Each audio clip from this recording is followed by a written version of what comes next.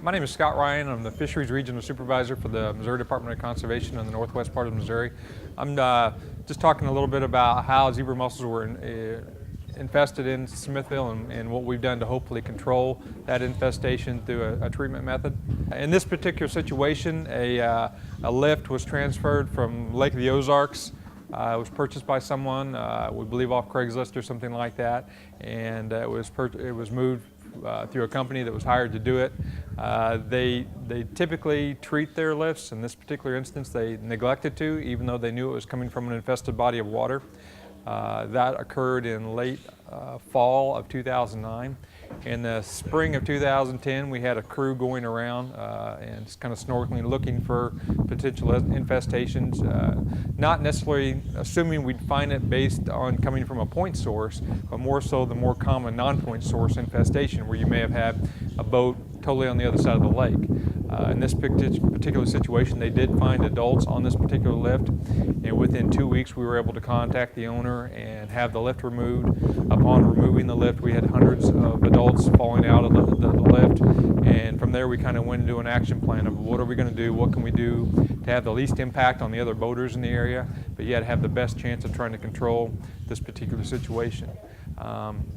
After a couple of weeks of looking into their lifestyle a little bit more and kind of the situation we felt we were exposed to, we went ahead and decided to do a copper sulfate-based treatment. It ended up being Cutrine.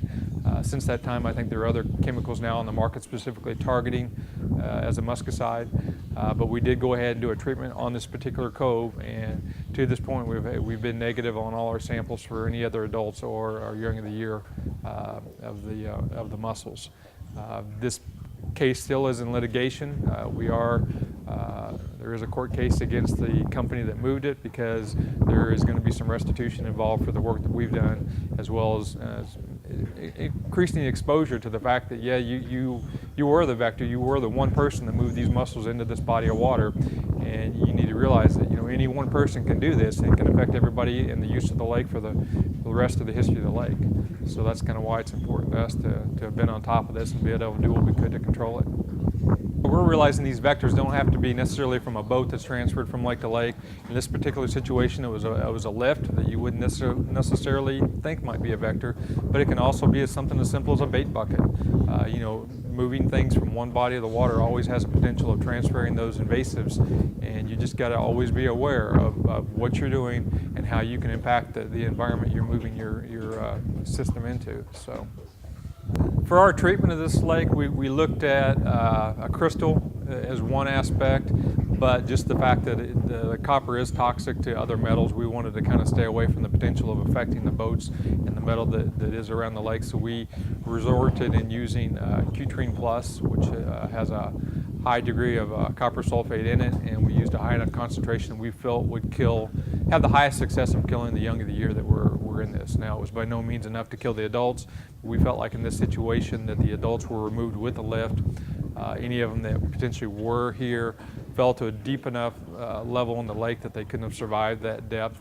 And so we came back in as soon as we could get permission from all the other entities.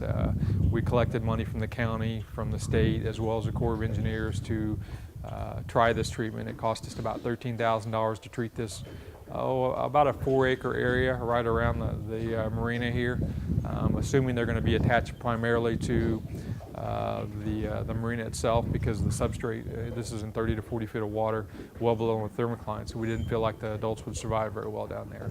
So we came back with 13 barrels of Cutrine and did an application off of a barge, both spraying with a mechanical sprayer in the nooks and crannies, as well as distributing that directly out of the drum in the open water. So we felt we had a really good concentration of chemical.